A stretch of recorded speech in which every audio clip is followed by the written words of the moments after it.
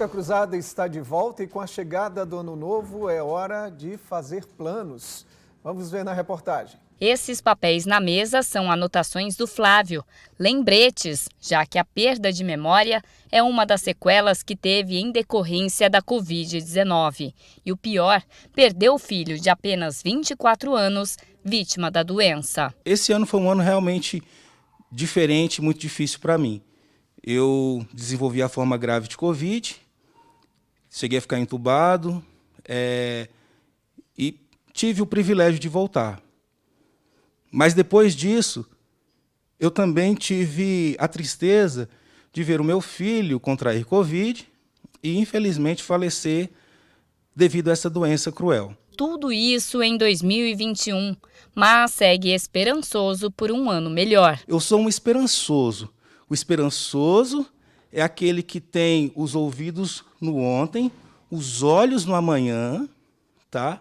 Mas as mãos, os pés, a mente e o coração trabalhando no agora. Eu gostaria, para o ano que vem, que as pessoas pudessem ser mais solidárias, que houvesse mais empatia no mundo, que as pessoas não precisam realmente morrer ou passar por situações como nós passamos esse ano. Só na nossa cidade foram mais de 3.000 pessoas mortas, entre elas meu filho. De acordo com esta psicóloga, traumas do passado podem impedir a realização de planos no futuro. No aspecto psicológico, a gente fala que teve muitas pessoas que na pandemia, doenças que estavam ali acobertadas, elas vieram à tona. Então, muitos transtornos, algumas depressões, e nós sabemos que algumas doenças, elas impedem de você ter uma visão um pouco mais positiva, das coisas. Então, uma pessoa um pouco mais ansiosa, uma pessoa que esteja com sintomas depressivos, talvez reiniciar, fazer essa retomada que estamos começando agora seja um pouco difícil. Mas a gente precisa acreditar que não é impossível, Então, o que nós trabalhamos é o fortalecimento da visão positiva. Quase 2 anos de pandemia e, portanto, de sofrimento para muita gente. Mas a chegada de 2022 traz a reflexão sobre o que não foi possível fazer até o momento e traz também a esperança da realização de muitos sonhos.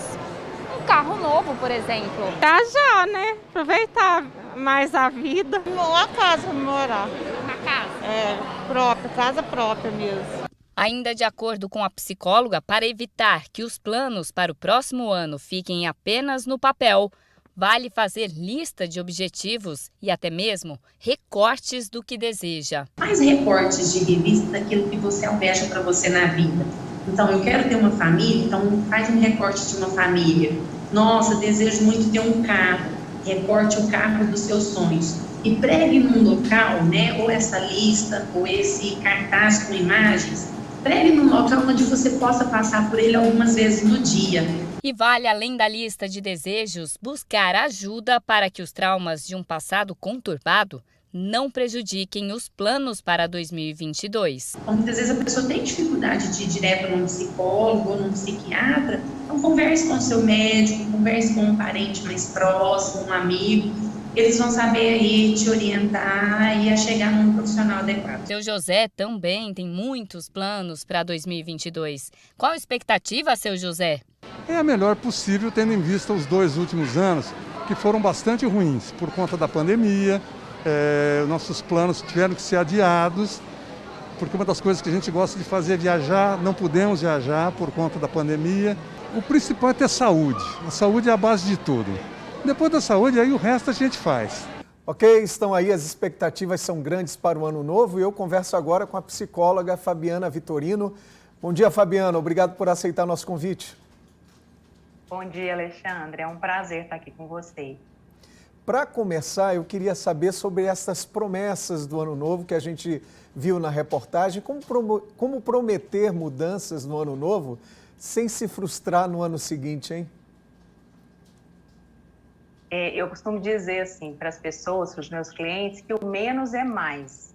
Talvez você precisa selecionar o que realmente é prioridade, quais são as verdadeiras necessidades e desejos para o novo ano, e talvez começar uma coisa de cada vez, Assim, um plano, depois outro. Selecionar por áreas da vida também às vezes é interessante, fazer um balanço. Acho que antes de planejar para o novo ano, primeiro é importante fazer um balanço do ano que você está fechando. Então, eu posso avaliar minha área profissional, minha área social, né, de relacionamentos, de amigos, familiar, pessoal, que é eu comigo mesmo. E aí, depois que você dá uma avaliada, né, a minha saúde, meu trabalho, minhas relações, ver o que eu estou precisando fazer de mudança, o que não foi bacana, o que eu sinto que eu preciso transformar, aí talvez eu canalizo por área uma meta, um desejo, uma necessidade. Mas, para não frustrar, eu acho que a ideia é o pé no chão. O que realmente é viável, o que é possível, o que eu desejo de verdade. Talvez você fazer uma lista mais enxuta é mais interessante e ao longo do ano você pode reajustar essa lista, criar novos planos e novas metas do que fazer às vezes uma lista de 100 coisas e achar que vai realizar tudo em 2022 e talvez não seja possível e aí o caminho da frustração fica maior. Então a lista ela é válida mesmo, é importante anotar algumas coisas que você queira, que você tenha como meta então. É válida. Porque a lista é um compromisso que você faz com você, é como se você chamasse uma parte interna mais adulta e que direcionasse. Bom, o que eu quero para 2022? E entender também que não é um eu quero passivo, do tipo, a vida vai ter que realizar isso para mim. É meio que um eu quero comprometido, entendendo que você também precisa fazer a sua parte, que muitas vezes é a maior parte, para que aquilo se realize. Eu acredito muito que tem ali o universo que conspira, se a gente acredita em Deus, também tem um apoio, mas precisa partir da pessoa que está planejando aquela lista, né? E aí você pode colocar no lugar de fácil visualização ao longo do ano também, dentro de um armário, colado do lado do espelho, na geladeira da casa, para que você possa estar sempre se conectando com aquilo que você decidiu. Se você só anotar em dezembro de 2021 e só for olhar em dezembro de 2022, pode ser que você nem lembre aquilo que você se comprometeu. Então, precisa estar o tempo todo voltando, ajustando, recalibrando. Eu quero tal coisa para janeiro ou para julho, seja uma festa de casamento, ou então uma casa nova, ou então eu preciso cuidar mais da minha saúde. Então, às vezes eu não preciso nem esperar a virada do ano, né? Eu costumo brincar também isso, Alexandre. Acho que é uma época de, simbolicamente, você para fazer uma avaliação e fazer novos planos, mas eu não preciso esperar dezembro para fazer novas decisões de vida. Todo dia que você vive, você pode rever a caminhada, ainda mais pós-pandemia, né, e vivendo tantas mudanças e tantas situações sem controle. Eu acho que o convite para você olhar para a sua vida e ver o que está fazendo sentido, o que você está tentando modificar, é todo dia. Não é necessariamente esperar dezembro, mas agora é uma época propícia, porque tem essa simbologia de virar o ano e você está mais disponível para as mudanças. Mas precisa se comprometer, acho que essa é a palavra-chave também. É natural no ano de faltas a gente estabelecer metas muito avançadas? Pode ser, talvez até um efeito de compensação.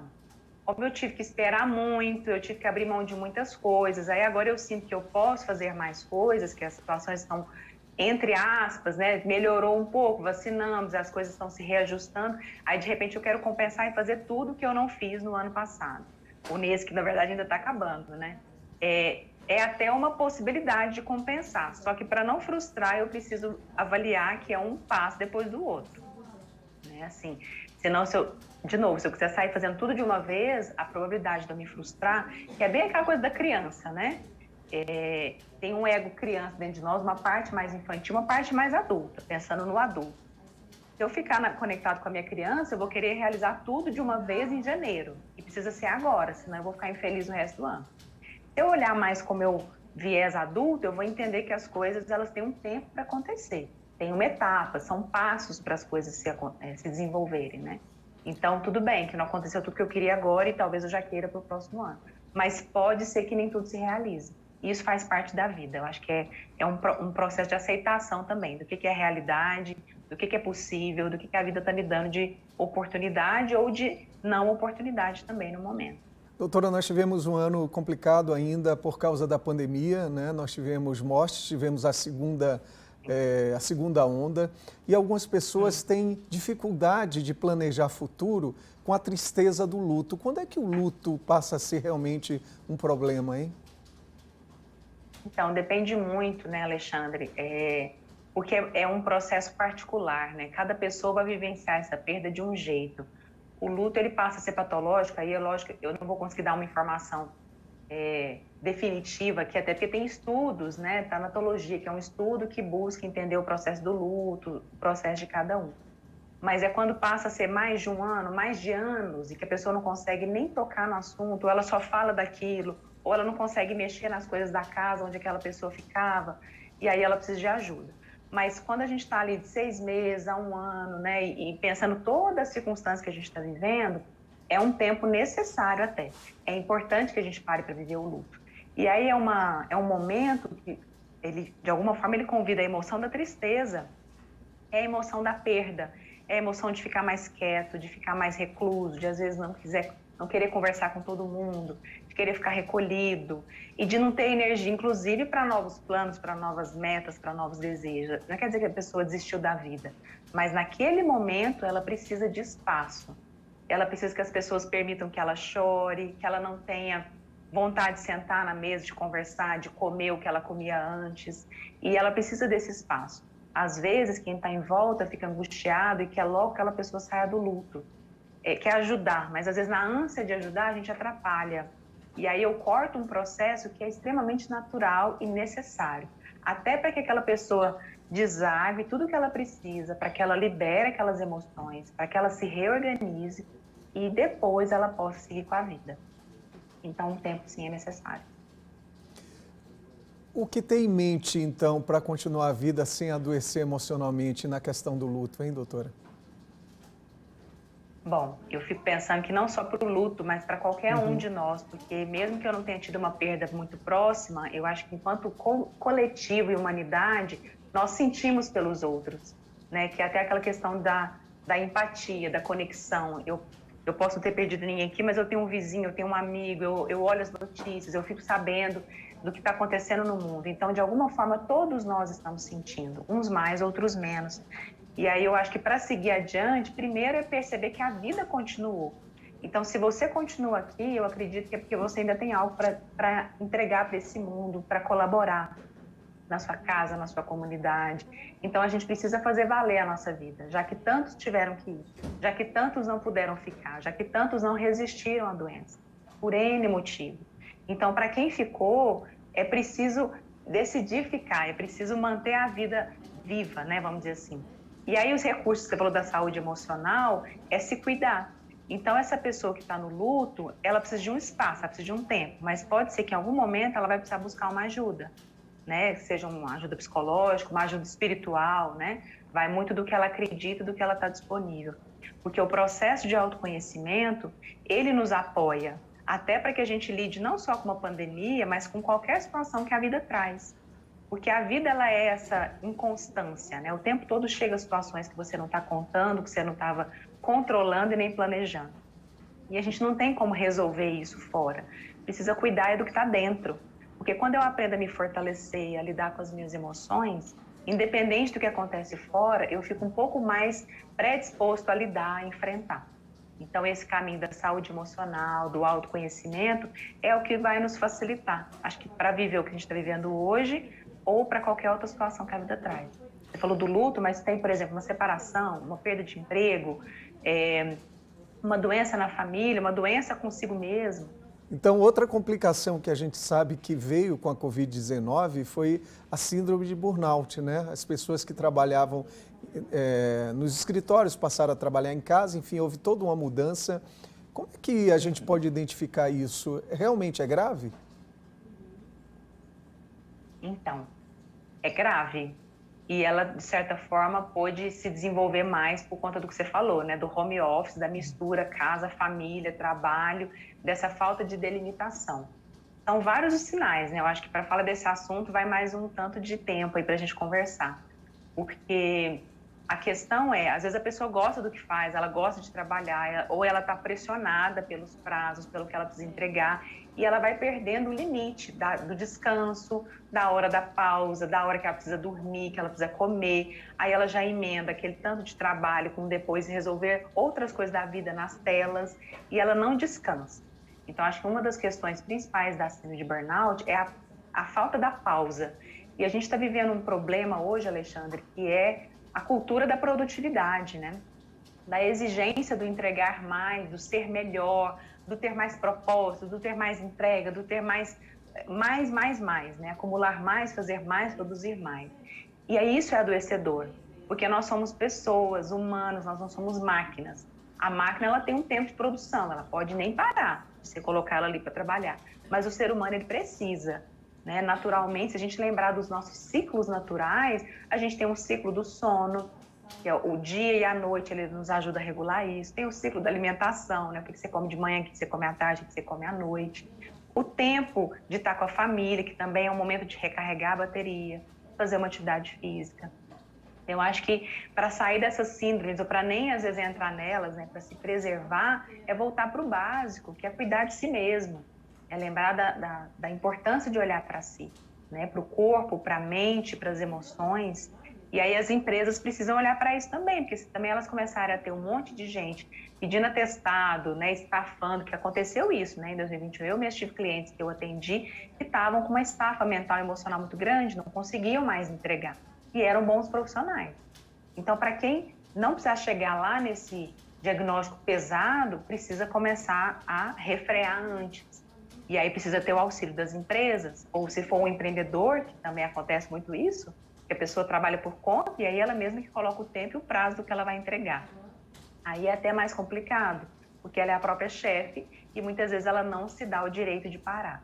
Então, uma hora ela vai parar, ou por uma síndrome de burnout, ou por uma depressão, ou por uma estafa mental, qualquer outro problema vai acontecer com ela.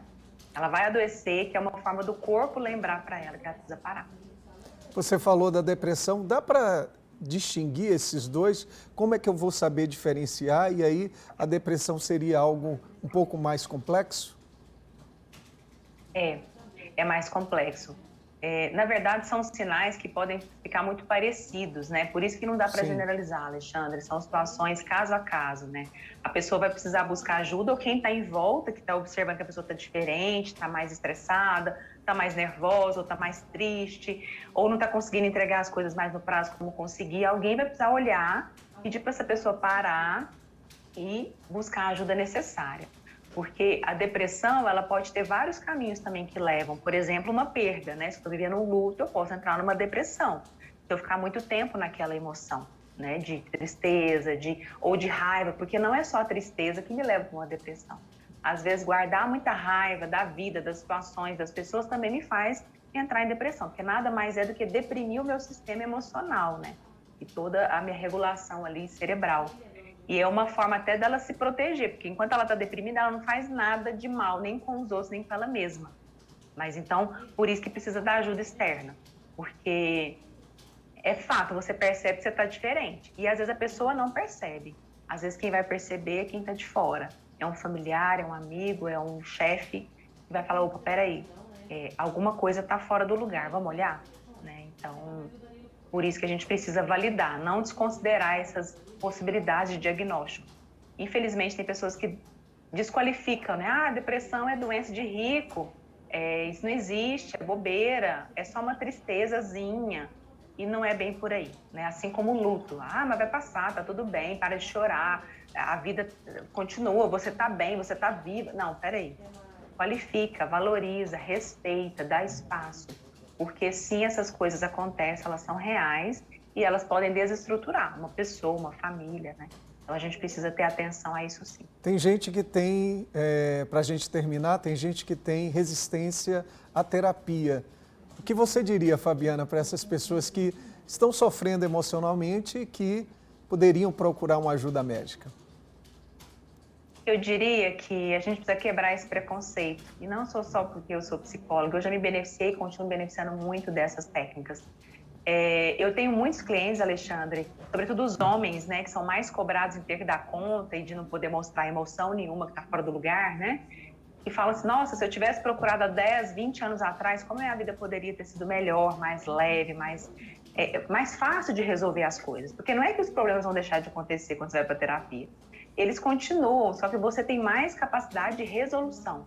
Então, vai para terapia não é quem não dá conta da vida, é quem entende que precisa de ajuda e que vai aprender a tomar novas decisões e vai ter mais ferramenta para lidar.